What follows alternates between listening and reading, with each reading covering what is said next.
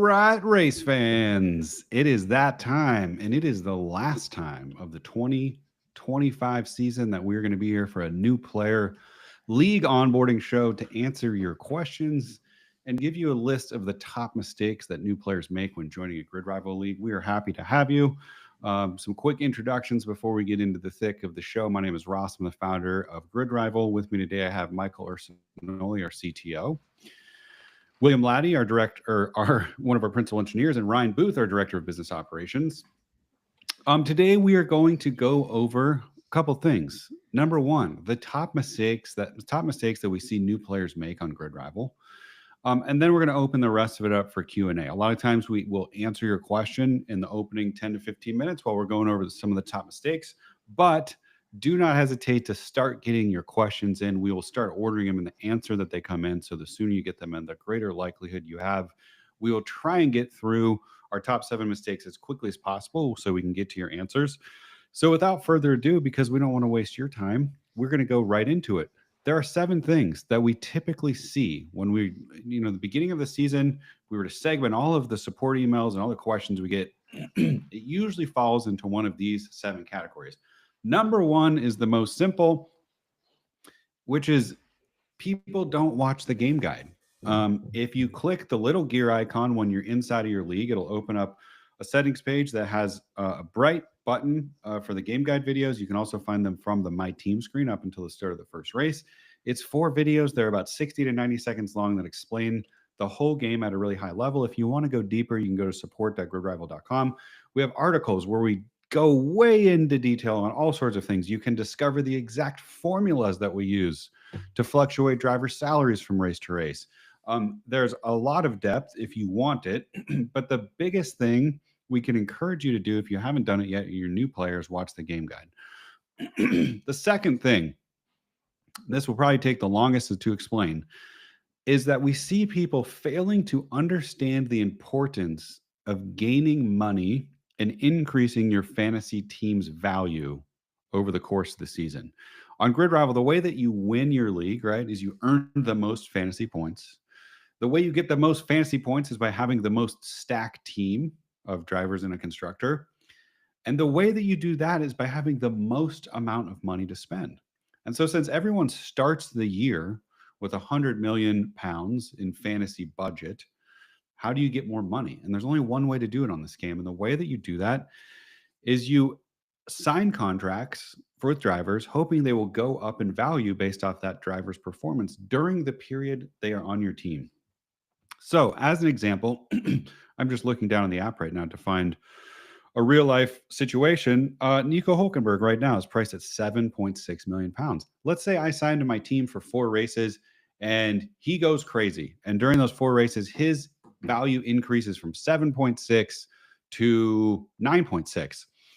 That $2 million gap, if his value is up 2 million from the price point that I signed him at when he gets released, that money gets added back to my bank account. So the next time I fill that position, I have more money to spend. And if you extrapolate this over an entire year, if there's anyone on the call who's played Grid Rival before, you will know that by the end of the season, sometimes people get into the 140s. Occasionally on the top, 100 out of 100,000 players, you'll see people with 150 million in fantasy budget. Now that requires getting lucky, and it requires getting lucky several times throughout the season, but you also have to be strategic. So the last thing we're going to talk about in terms of mistakes is contract length and how to think about that and how to think about the money associated with each contract. But the fundamental strategy of the game is to increase your team's value over the course of the season so that during that price point going upwards, hopefully you're able to sign better and better drivers. Number 3, fantasy points are not equal to race finish position only. Let me say that again. Race finish position is not the only thing that we look at to give fantasy points. I think we'd all agree that that would be a boring game. If the only thing you had to do is just get, especially with Formula One, maybe less so in NASCAR or IndyCar, some of the other sports, but I think in this sport, if the only thing that you had to do is guess who is going to finish the race where, the game would probably be pretty one-dimensional. So there's plenty of other things that your drivers will earn points for. Qualifying position, net overtakes from qualifying position to race finish position, not grid start position. Again, another mistake that we see. The gap between where they qualify and where they finish, you'll get points for that. You'll get points for whether a driver beats their teammate and by how much, right? If a driver only beats their teammate by 1 position, they don't get as many points as if they beat them by 12 positions.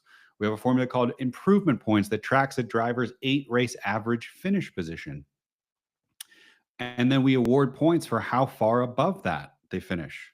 And we do that because in Formula One, going back to my example of who was I talking about? Hulkenberg, right? I think we could probably also all agree that if Nico Hulkenberg finishes a race in 4th place, that is probably, assuming there's no crazy circumstances and a bunch of other drivers wrecked out, if he legitimately finishes in 4th place, that's probably more of an accomplishment than Max Verstappen finishing in 1st. So you're going to get points for that. So all that to say, you need to pay attention to more than just race position.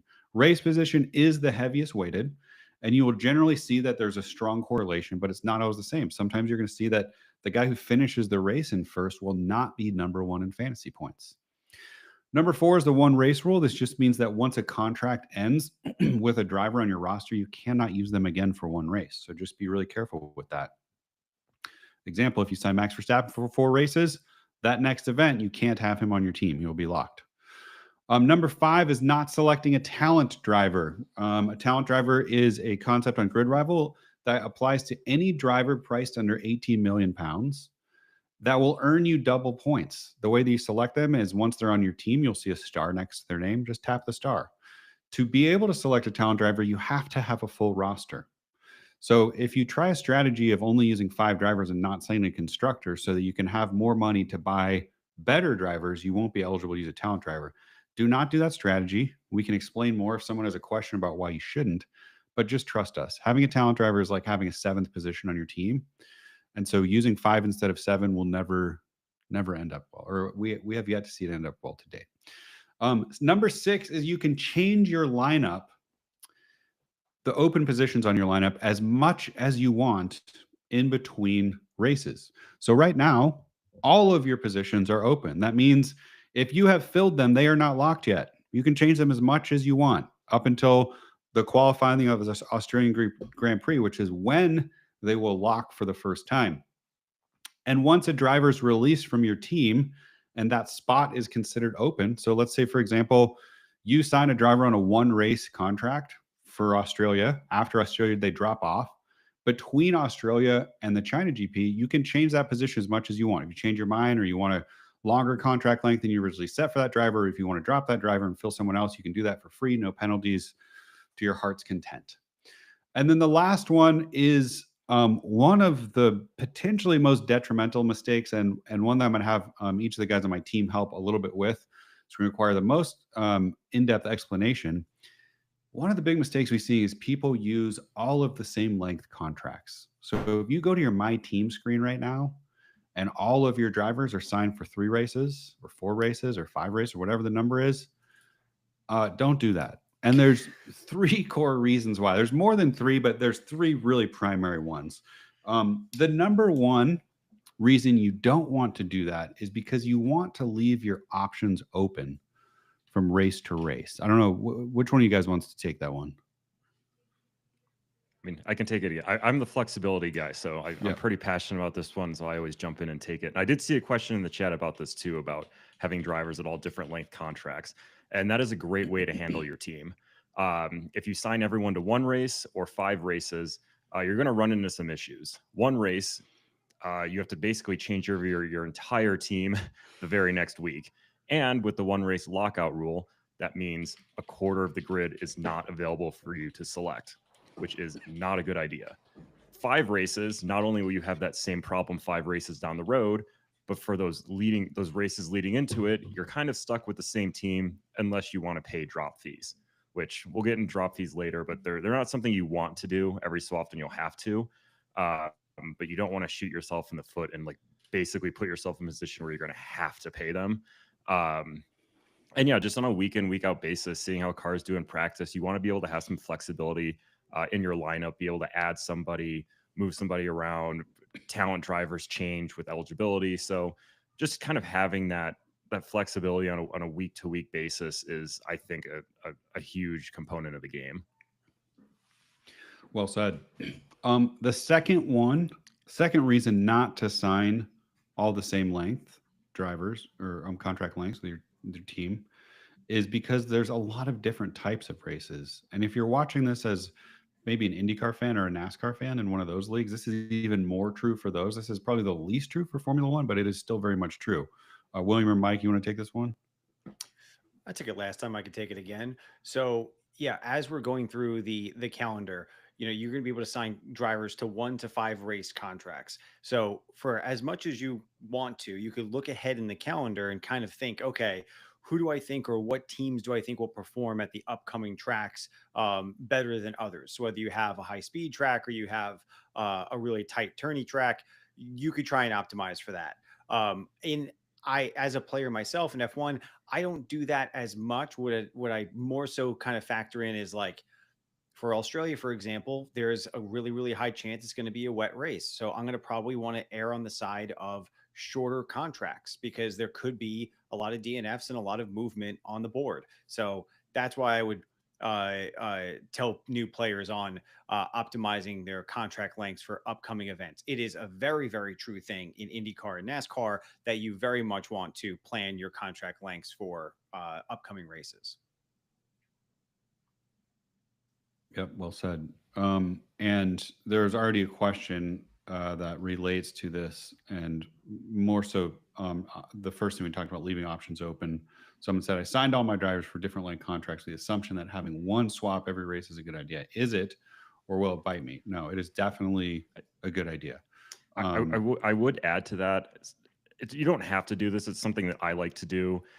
I like to have maybe two drivers rolling off at the same time, because if you have one, and let's say he was worth $14 million, so you have $14 million to spend, and that's just kind of it. You basically just have to take someone. You're going to leave money on the table because you have to take someone cheaper than that amount, and you just kind of get pigeonholed at that point. Whereas if you have two, you might be able to sign one expensive one cheap driver, or two mid-pack guys. And this is also a problem. Make sure if you do have one person rolling off, it's not someone who might be the cheapest driver available, because then you have no money in your bank and that driver's locked out and you're going to have to drop somebody. So it's something worth looking out for. Maybe having two per week is kind of what I try to do. And then the last reason you want to consider signing different contract lengths, and this is the one that I personally pay most attention to, but I'm going to have William take a turn and answer the question, is you want to think about how undervalued you think a driver is. So again, going back to one of the core goals of the game is you want to find value in drivers so that your contracts are going up over the course of your season. So William, do you want to take this one? Yeah, sure. So maybe you think somebody's undervalued by like $1 million, $1.5 million. They can gain that in one race. Drivers can go up and down as much as 2 million, constructors as much as 3 million. And that is, as Ross said earlier, based on how you do with fantasy points rather than race finish. So your guy has a big week. He gets the 2 million. Maybe he goes from talent eligible, so below 18 million, to not talent eligible. Maybe you like him as a talent driver, but not a talent driver. Maybe shorter term works in that case, like 1-2 races. If it's somebody who's undervalued by, say, 5 million, in your opinion, you think we're way off the mark with these preseason values, it's going to take at least 3 weeks for a driver to gain 5 million, since they can only go up to a week. So then you want to go longer term there and get that extra value, and also the points. If they're going up in value, generally they've earned a good number of fantasy points as well. So it's a win-win. Yep. Well said. And we're going to start getting into Q&A. There's not a lot of questions so far, so if you have them, start getting them in. I will add finally, there is a level to this there's a level to this game, or a level of depth to the game, that we intentionally created to make it exciting and interesting for those people who really, really want a lot of strategy. But I will also say that you don't have to be super obsessive to have fun, right? The point at the end of the day, and really the stated vision of Grid Rival, or mission statement is to elevate the excitement of motorsports for every race fan. And so fantasy is a way to increase or elevate the experience of watching sports to make it more social, more exciting. And you can be in a grid rival league with your friends and have plenty of fun and not, have Excel spreadsheets to be figuring out how to pick up your lineups. So just remember that we have a wide variation of players. Some are more passive, some are very, very hardcore, and have sent us the wildest spreadsheets that we've ever seen about how they're calculating some of these things. And our goal was to make a game that would work in some capacity for every single person. So if you're more on this kind of passive side, which is probably closer to me of the four of us on this call, the one thing I really look at is like how underpriced I think a driver is and how long do I think it's going to take him to go back. I don't spend a ton of time thinking like, oh, it's like what race is 4 races from now? And like, how's this driver going to do on that track? How do they do on that track for the last 3 seasons? And like, I'm usually in the top 10% of all the leagues I'm in just by using that simple strategy. I don't spend, an hour a week figuring out my lineup. So you don't have to do those things to have a really great time on the app. Let's go to some Q&A. Let's see. Cody, have you thought about adding WEC? We have thought about adding WEC to our paid entry picks game, simply because it's a lot easier of an addition. I would have to guess probably gonna be a real long time until we have a league for WEC. There's a lot of different complications with a series like WEC for our contracts game. You just have a lot of drivers moving in and out. You have, a driver that'll race one race but not necessarily be in the next. They have different series on the. It's a lot to manage this game. We'd almost need a totally different game to have a season-long WEC game, but it is something we're thinking about adding to our paid entry picks game, because that game is just race by race, so it'd be a lot easier to get that data in and make it give the ability to interact with it. Let's see. What is the minimum amount I have to pay to play? K Moss, I'm assuming you're talking about, again, the picks game, the season-long fantasy F1 game, which is primarily what we're talking about, or NASCAR, IndyCar games. They're available everywhere in the world. They're entirely free. There's no money. If you are talking about money, I'm assuming you're talking about our picks game, and I think the minimum deposit on that game is $10 to play. But your individual entries can be as small as $1, right? Yeah, that's right. Yeah, I think it's $1. I'm new to this whole thing. How do I withdraw funds if I receive them? Pretty easy. Just go to your wallet and click the withdraw button. Mm-hmm. If you have any issues, let us know. Let's see, Cody, I have each length for one roster slot. That's a good strategy. How does constructor scoring compare to driver scoring? When do you guys want to take that? It's a lot simpler than driver scoring, actually. Yeah, very much. So constructors score points based on qualifying position for each car and for race position for each car. And it's just that simple. There's no improvement points. There's no position gain points. There's no teammate points. There's no any of that stuff. Just straight up qualifying race position. Not sprint, though. Constructors don't score sprint points. Drivers do. Keep that in mind. China next week, that's a sprint. Race number 6, Miami, that's a sprint. And a little bit more room for drivers to gain points there. But yeah, constructors just qualifying and race position, and it's as simple as that. And you can open up your league settings, hit that gear, find out the scoring rules, and find out how all the points work for drivers and constructors. Yeah, I can't emphasize enough what William just said. Click the gear icon in your league, click scoring. We publish all of the math for how scoring works, how all points are assigned. And then also there's a tab there called salaries, which we actually show how we calculate the salary change from event to event. A lot of times new players will ask us, did you just make up the salary change between events? But we say, no, it's all based on math hour, and all for F1 specifically, our results are based on the results of the FIA. So we don't put any of our own spin on, what happened that race. It's all very factual and data driven. So you could see that in the app. Click the gear icon, click scoring. The only time we make up a salary is at the start of the season. Yep. The numbers you see right now, we made those up. And if there's ever a permanent driver change that gets made during the season, we would come up with a number for whoever the new driver is. But then it goes by the formula after that. Matthew Murphy, good question. Is there a cap to what a driver can be worth? Yes, there is. And again, if you want to see the exact formula for how salaries work, go to your league, the gear icon, go to your settings. There is a cap. It is almost impossible to hit it. You basically have to get first in fantasy points, consecutively for 10 races or something. I pulled the numbers up. The theoretical maximum is 33 million for a driver, 30 for a constructor. Yep. For F1, it's a little bit different with the IndyCar and NASCAR games. Mm-hmm. Moose Jaw RC Buy Shop, argument to choose someone else as a talent driver compared to Signs. Well, let's see what happens Thursday night. Yeah. Yeah. I was going to say, we're going to have, by the way, we're going to have a live show on Friday to discuss lineup specifics where we're each going to be going over our lineups, who we think is undervalued and stuff like that. So probably a question better for Friday's show.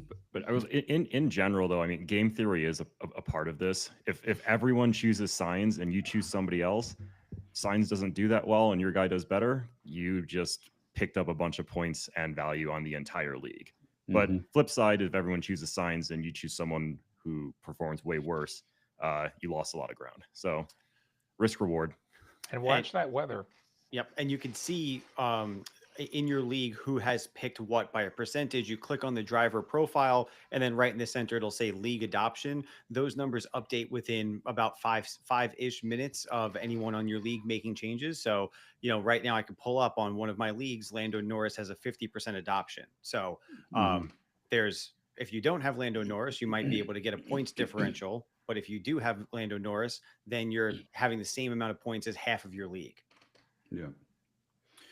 Dan Wellen, what's the biggest mistake that players tend to make? That's how we open the show. So if you missed that, this will be on YouTube after we're finished. We go over the top 7 most common mistakes. James Hogel, why choose Grid Rival for my league over F1 Fantasy? That is a great question. We have 40 minutes left, so we could probably fill it up answering.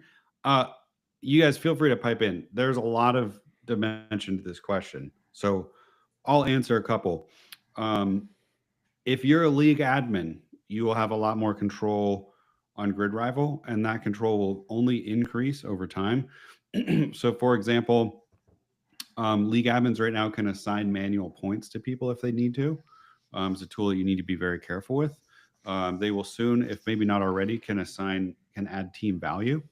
If somebody had a really bad race and you guys decide as a league, you need to give the person some extra budget. So there's a lot more functionality as an administrator, and one of the top rated feature requests that we have is to allow the administrator a lot more control over the game functionality itself. So, for example, the ability to change the minimum and maximum contract length from 1 and 5 right now to maybe 2 and 10 or something. Change different components of the game. Have a league that's only based off race finish position and certain things like that. So we'll be integrating that more and more. Our game is mobile app native. So with that comes a lot of different functionality that you're not going to get.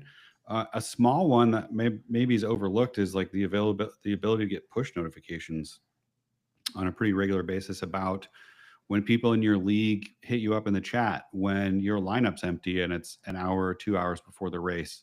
We're able to communicate those things a little bit more effectively.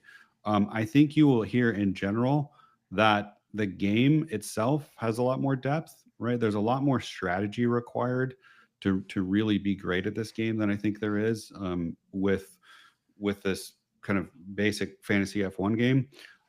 We have intentionally built our product to be social, right? When we looked at all of the different sports that have done really well with fantasy for the past 20 or 40 years, American football being, one that's done so well that the sport's success is almost entirely based off of, or not entirely, but significantly based off of fantasy sports. There's always been this very strong component of community and camaraderie. And so we knew we needed to make Grid Rival a place where people in leagues could easily connect with each other. One of the things we found is when people joined a league, they would have email threads and WhatsApp chats. And so we wanted to make it easier to happen within the application itself. So all of the leagues have built-in chat functionality to where you can easily communicate with the other players. If you're in the United States, we have a real money game. You can win up to 100 times your money by making really simple predictions of better or worse, driver finish positions, driver matchups. So that's something the F1 game doesn't have and never will. I think that there's a lot of stuff we could talk about. Do you guys have any, core things you think you would add to this list? I would say way I probably talk to the most amount of players out of the four of us on like a daily basis. So I talk to a lot of F1 fantasy players who come over to Grid Rival each year, and I would say it's just a different game. I would say our app grows every year from F1 fantasy players who did that, tried that, and are looking for something different. And more often than not, Grid Rival is the place where they're like, oh yes, this is what I wanted. Like there's pros and cons to each, right? But they're like, this is the type of game and kind of the engagement that I was looking for. And one of our players was a top 3 player on F1 out of 100,000 players or lineups last year. Came from F1 Fantasy, and he actually wrote up an entire description of why he moved over to Grid Rival and what he thought the benefits were there. Mm-hmm. Yeah, I think the one really major difference that's not preferential, that I can just, if I'm being candid, is something that we won't offer, is if you are a player that wants to have one fantasy team and you want to link it to 25 different leagues, our game is not built that way. We actually built our game in reverse, thinking about social community camaraderie first. And so the way that you play in Grid Rival is the first thing that you do is you choose a league, right? You're deciding, who do I want to do this with? Who do I want to play with? And you're managing a team within that league. So if you want to be in, 15 different fantasy leagues on our app, it means that you do need to be managing 15 different teams. And at some point in the future, we may make that, a little bit easier. But again, going back to what I said about game customization too, in the future, if you're in 4 leagues and each of them are set up differently, it wouldn't make sense to have the same team in each of those leagues anyways. So those are just some things. I think that's honestly a pretty condensed list. There's a lot of nuance. And I did see James had a follow-up question. He said, I've read on Reddit that one of the knocks on Grid Rival was the app itself. Has it been improved since last year? I would say go look at the app reviews in the app and Play Store over the last 12 months. And just to be completely transparent with the audience, because we always are, Mike on the call as our CTO started 2 years ago. He's not the CTO that started this company. He came in to address a lot of the issues that I think that you're probably referring to. And I think if you were a Grid Rival user 2 years ago, the app was really frustrating. It was laggy, it was buggy, scoring was slow. If you go to the app now, most screens load instantly. We have real-time scoring. We should have something close to real-time scoring on our leaderboards here in the next, definitely probably this season, but probably a lot sooner. I just don't want to overpromise. And so we have made substantial improvements just in general performance over the last 18 months. And for sure. And right now I'm working on a small enhancements to the scoring experience, actually. Mm-hmm. And the next thing I'm going to do is look at a way to make the app respond a little bit faster. So yeah, we are always looking at improving performance, and hopefully that's shown over the last 2 years in particular. And I think we're going to continue to improve upon that as time goes on. Yeah, and as a Redditor, I will say there's no such thing as a happy and satisfied Redditor. So we will never meet the bar that the Reddit users set. Well, and I actually generally I follow it at the beginning of the season because there's always a lot of questions about the app in the Fantasy F1 Reddit, and generally it's actually pretty good. I mean, James, you can tell us. I think my gut is if you found a comment about that, you probably found several in support of making the switch, because I think most of what I see is pretty good. Next question. I think it'd be cool if you guys could include a side bets feature where players in your league can receive bonus points for predicting things like who'll be the first DNF, etc. I know exactly what you're talking about. We've seen other games with kind of similar things, almost like a predictions component. If you think that'd be something we should add to the app, my recommendation would be go to feedback.gridrival.com. which is a real-time feedback board where you can propose new ideas and vote on ones that already exist. I think that something similar to that is on there. And so all I can ask, if you're going to go to that site and propose something, for the love of God, look at what's already there. And if you see the thing, vote on it, because we're just going to merge them together anyways. I wanted to go back 1 second. Yep. Legod had a comment about saying that F1 Fantasy was predictable. His entire league had the same team every week, and his league moved over here, hoping for more strategy and more fun. And I think that kind of ties into James asking what sets us apart from the F1 game. Yep. And I can say there will be, for the people who are serious and really want to play the game like chess instead of checkers, there is a lot that goes into strategy and contracts and looking at tracks coming. Like, I do more time figuring out contract length than I do like which drivers are on my team. I think that's like the really fun strategy component to it. And again, if that's not how you want to play the game, you don't have to. It really is like everyone can play, but it gives you that added level of depth if that is what you're looking for. Yep, for sure. When locked in, can you see your rivals team selection? So that was from Lisa Smith. So you can see your rival team selection on the leaderboard by clicking on their lineups after the first race. You just cannot see how long their contracts are for.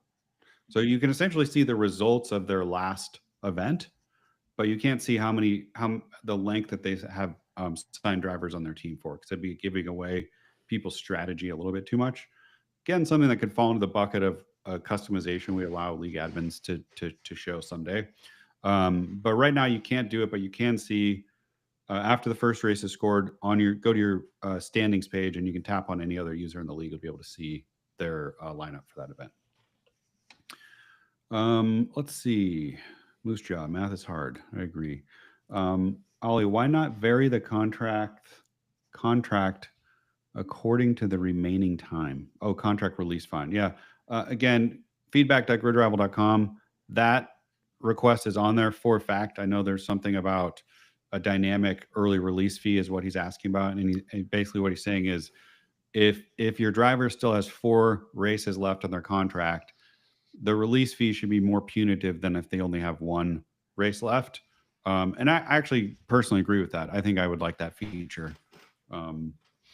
So it'll probably get built eventually. Let's see.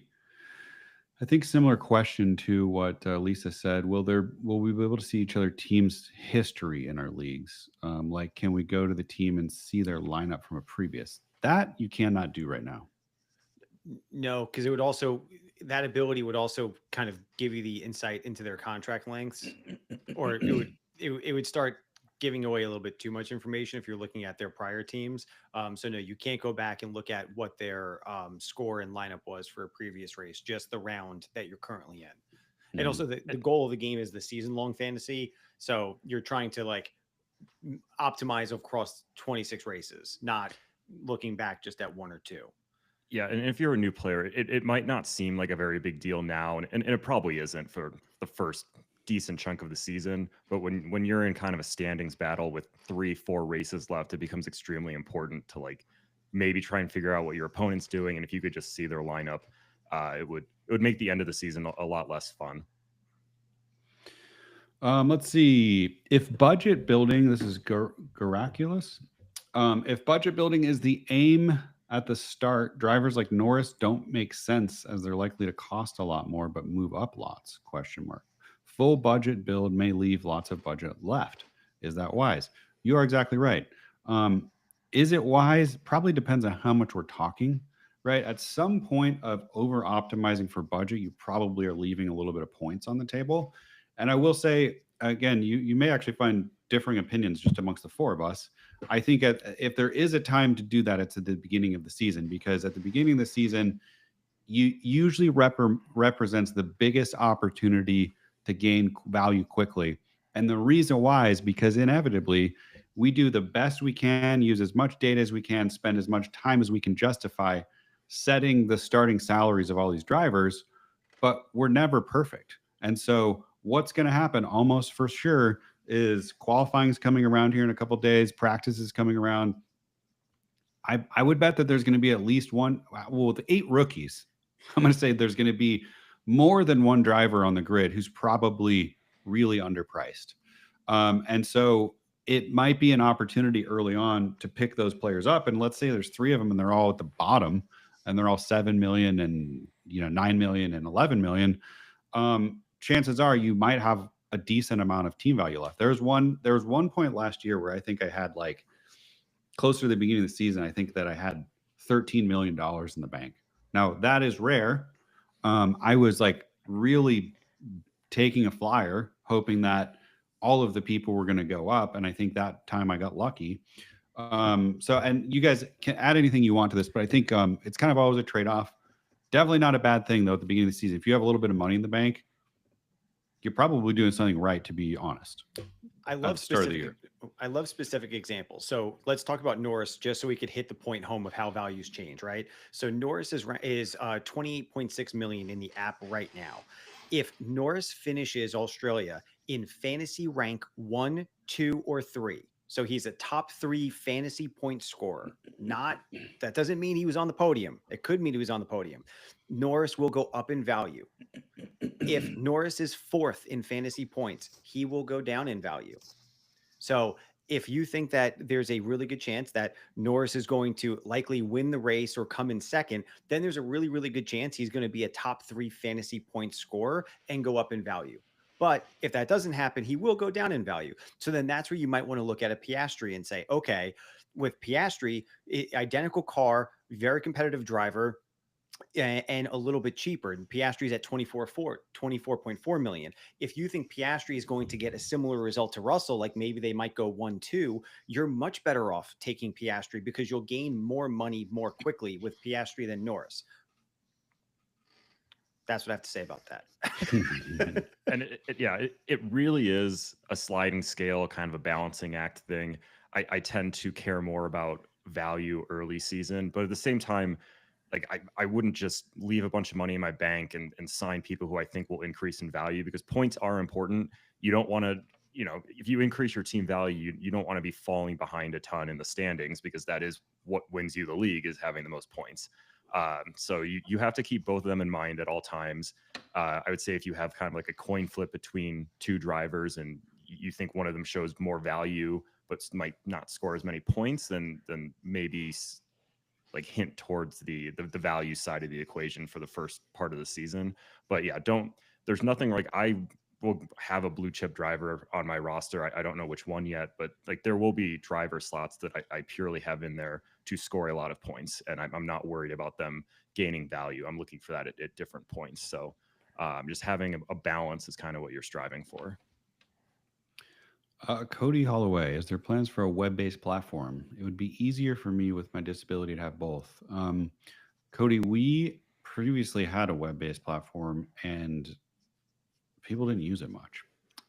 And as a small startup, it is very expensive to maintain a third code base on top of both iOS and Android.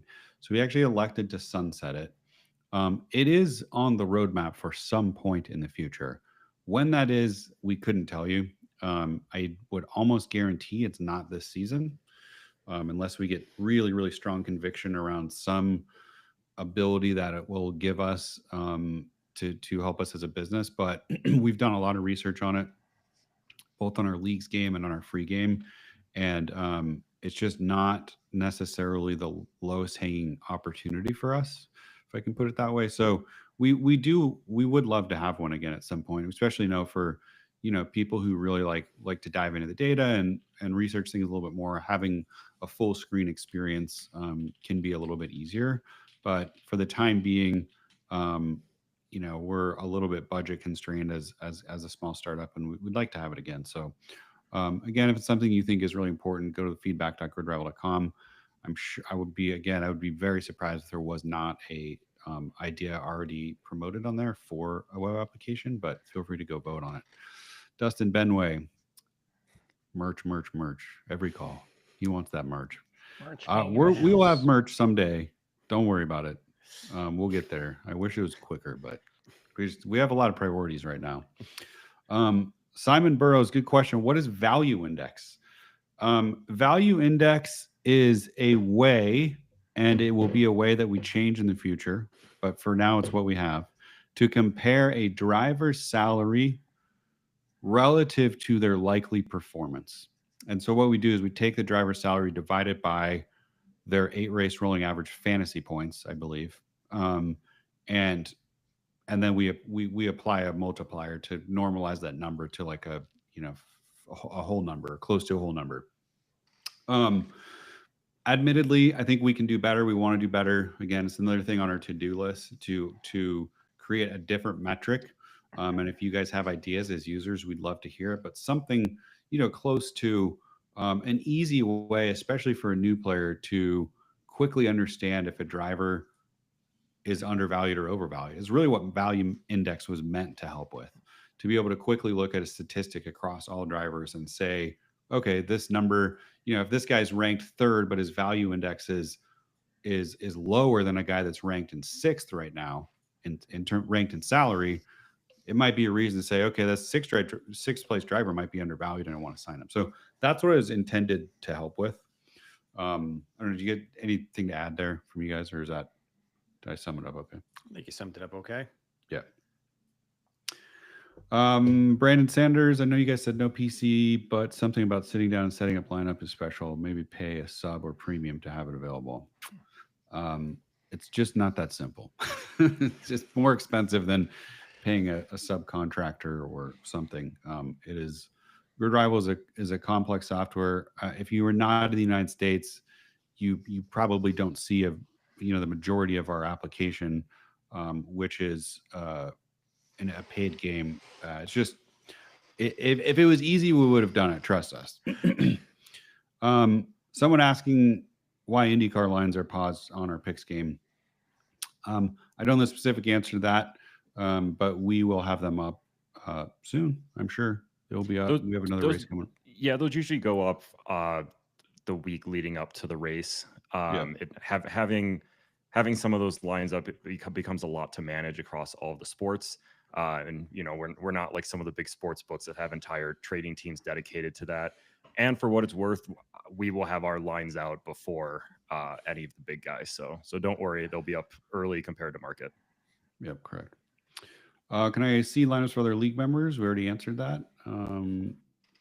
Yes, you can after the first race of the season. You cannot see contract lengths though, but you can see their performance and how they did. Is there a first race lineup strategy? Example, do I need to spend all funds, top tier constructor, etc. idea to get a good jump? Should we answer that now, or should we hold off on that until Friday? I don't think we have very many more questions. I feel like we should. I think you guys want to take that? I think we'll go a lot deeper on Friday. And I think there's actually more than one answer to that question. What do you do for the first race? And I would even expand that to the early season. I think a lot of it is looking for the bargains, the people who are going to overperform where we have them ranked, which will get you more value and will get you some more points in the form of improvement points. If you think that we've undervalued both of the constructors' drivers, then that constructor is undervalued. And you could go that route as well if you're looking to gain some value. With constructors, like the better constructors will get you the more points just because there's no improvement points or overtakes or anything like that. So with constructors, it's more counting on finish position. But yeah, like cheap drivers, like if you think you have like 5 bargains and then you can swing a good constructor, that could be a way to go. But there are other opinions. Like you could have a more balanced lineup with the drivers, and then you just fit the best constructor you can after you pick your drivers. That's another thing that we see. You say something, Mike? I laughed at a more recent comment. Sorry. Okay, we'll get there. Is it a strategy? Just play with your gut, because right now the salaries are more wrong now than they will ever be at any point in the season. Think about having to try and rank all of these drivers weeks before testing, with not seeing any cars on track, with however many rookies we have on the grid, and drivers changing teams. So I think we did a very good job, but there will definitely be salaries that fluctuate a fair amount in the first month of the season, because there are just so many unknowns and so many questions. And now is the time to take advantage of that if you feel like you've got an angle. It usually takes until about Imola or Monaco, like mid to late May, for those salaries to really stabilize, I think. Mm-hmm. Steve Hawk, good question. What if drivers confirmed out of the race after lockdown? Uh, what would he get? What would the reserve driver score? William, want to answer that? I feel like you've been taking this question. Yeah, sure. So if you have a driver out for one race, like even if it happens during the weekends, whoever fills in for them, we just pretend that they're the original driver. So if Max Verstappen recites the seven dirty words and gets a race ban, whoever the Red Bull reserve driver is would pretend to be Max that weekend, and you'd get the points. You wouldn't have to change the contract or anything, and then you would just go back to Max if you still have him under contract. If a driver were permanently dropped, if we saw that happen a couple times last year, we might see it this year. What would happen is we would terminate that driver's contract. You'd get back their current value if you have them, and then we would come up with a new price for the new driver, and you'd be free to sign them without any one race rule for them or anything like that. Well said.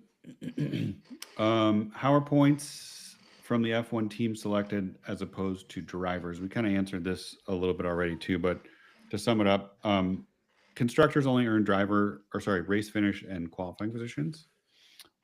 Drivers have the addition to earn points for overtakes, personal improvement, completion. What am I missing? They can also earn points at sprint races. So that's something to consider too. If we're going into a sprint weekend, your drivers will have oftentimes the ability to out earn what a constructor can earn. You guys have anything to add? I think the maximum points a constructor can earn is 177. So drivers could outscore that. Your talent driver could very much outscore that. But that's not to say you shouldn't have you shouldn't focus in on the constructor. But early part of the season, as a few people mentioned, constructors can swing in value by 3 million plus or minus. So if you think there's a constructor undervalued by 3 million, I would jump on that early. Yep. Ishmael asked a lineup question. We'll get to that. We'll come back to that if we have time. And we will focus. We'll have a show again on Friday that's more focused on lineup. Do you think betting against other players in our own league will be available in the future? That's a tough one. For sure, in some capacity, the laws and regulations around peer-to-peer exchanges of monetary value in this setting are very different from place to place. So I can almost guarantee that it's never going to happen in a global manner. Meaning, if you have a league and there's one of your friends is in there from Germany and one's from the UK and, one lives in Alabama, no. Not unless the four of us all want to go to federal prison at some point. In the United States, peer-to-peer is heavily impacted by the Wire Act. And so there's some restrictions that we have to consider there. Probably the place that you will see this most likely to happen would be if you live in the UK, which we do intend to have our paid games live there at some point. And a lot of the licensing that we have applied for and partially received will allow us to do something similar to that. So now on a higher level, if you're talking about having a prize fund for your league that is settled in some way directly or indirectly through Grid Rival over the course of the season, that may be something we could have on the app, but not on a race by race basis. Let's see. Really appreciate the detailed answers. You got my thoughts exactly right. It's my first year after 3 with F1 Fantasy. Look forward to seeing how it goes. Please stay in touch with us and let us know. And if you have suggestions, we want to hear from you. We have, like I said on the last show, we have unjustifiably good customer support for a game that is free. Unjustifiably good. We love hearing from you, talking to you guys. Our support inbox is almost never not cleared out within a very reasonable window of time. So if it's your first year after 3 of playing F1's fantasy game, just stay in touch. We'd love to know what you think and how you think we can improve it. And tell everyone you know. Bring them over to Grid Rival. On the paddock in the app and on the Discord as well. You can connect with other Grid Rival players that way. For sure. That is the best way Convert. you could support us, is inviting your friends to participate. Let's see. Pineapple, first time playing, but I'm a bit of a spreadsheet guy. There you are. We talked about you earlier. What type of things didn't people include to make the spreadsheeting helpful for planning? This is the one that made me laugh. Oh, got it. So if you're a spreadsheet person, join the Grid Rival Discord and talk to Tipsy Socks. Uh, there's years worth of spreadsheet optimization that's happened in the Grid Rival Discord. They won't share their sheets with you, but you will get screenshots of their sheets in the Grid Rival Discord. But again, it's I talked to a lot of players in the top 100, 200, and this spreadsheet then becomes the game, right? So if you want to play the spreadsheet game and get that enjoyment, you could do that on our app. But a lot of the top 100, 200 players are not spreadsheeters, right? They're just motorsports fans who are very good at accurately predicting the race position for any given event. Hold on. I'm starting to put this all together. Michael is always one of the best players and wins the leagues, and he's talking to everyone who's in the top 100 all the time. So I wonder if Michael's making his own lineups, or maybe he's also the crowdsourcing CTO, them. so he could just be making direct commands into the database about his team. We're starting the season with scandal here. We have discussed this internally, and William is the moderator of this to make sure that none of us ever cheat, because William will institute a game ban on us. So yeah, I like it. I don't have any tolerance for cheaters. Yeah. Hey, Dade Murphy's back. Dade Murphy, remind us what happens when a team just can't put two cars on the grid, like Williams did once last season. Grand Theft Auto Australia. Yeah. So I don't know that Albon's going to get that this year if it came to that. But so last year, Williams brought two cars to Australia, and Alex Albon broke one of them, and so he stole his teammate's car. And his teammate was withdrawn from the race and scored 0 points because the car was withdrawn. So that's what happens if a car gets withdrawn and doesn't partake in the event. They get 0 points. Yeah, you also get 0 if you get disqualified, if you fail to start the race. So yeah, that's what happens. And for the purposes of value, actually, this is the little nuance that maybe he is getting at. So if a car is withdrawn from the weekend entirely, we actually don't move it for the purposes of value or improvement points or anything of that sort. We just pretend it didn't happen for that one car. But that's an extremely rare scenario that it's an outright withdrawal. Like there's even an FIA notification that the car's been withdrawn. And I doubt it comes to that this year. I understand that they're not tracking their inventory on a spreadsheet anymore, so maybe they have more than two cars now. Maybe. It's still a very sore subject. I don't want to. Very sore. I don't want to relive it. Justice for Logan. Yeah. Justice for Logan. Sharon, not a question, a comment. It's my third year playing. I'm still trying to figure it out. I don't know if that's a compliment or what that is, but I will tell you, if it makes you feel better, and this might make you feel better, I invented this game. I invented it. I invented the game mechanics. Me. Last year, I think I finished I was ranked like 5,000th in the global leaderboard. So just so you know, it was like I said at the top of the hour, but guess what? I had fun all season. I had fun with my league. That's all that mattered. And in my league, I finished second. There's a bunch of people that aren't good at the game, apparently. Look, yeah, you don't have to have spreadsheets. You don't have to be in the top 100 to have a good time. At least we don't think you did. But, if you're struggling, again, unjustifiably good customer support, reach out to us. We're happy to help answer any questions. Find us in Discord. Post in the paddock. We're trying to grow our own internal kind of Discord in the app. So I'm not a spreadsheet guy either. The spreadsheet's in here. That's right. Yeah, well, I don't have that skill either. So I'm devoid of both. Let's see. I think that's it. We out of questions? We are. And we only have 7 minutes left, so I'm fine to call. Is there any other comments you guys have before we end? Yeah, if you found this helpful, take the link, post it in your league chat, and tell people to watch it after the fact, or just tell people in your league that you joined a Grid Rival live stream and it was super helpful, and you think that they should in the future as well. This way, we can grow this thing. We are doing a strategy live show on Friday. What time are we doing that? 2 o'clock Eastern time, 11 a.m. Pacific. And yeah, catch back here on this channel. You can also subscribe to this channel, get the notifications on, find out every time we're doing a show. We may have some content covering other sports as well. Scheduled to be determined there.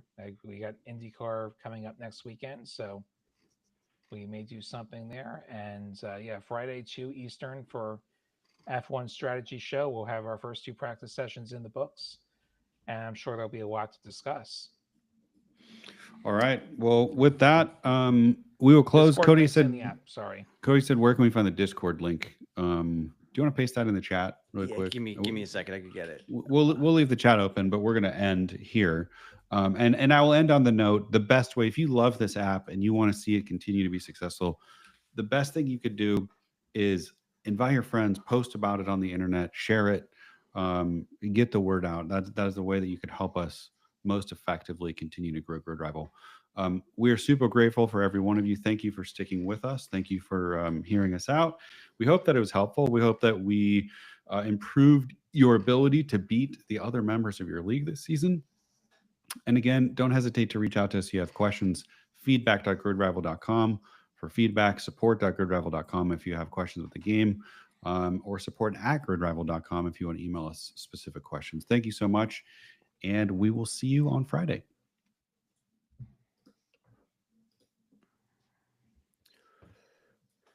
All right. Stop here.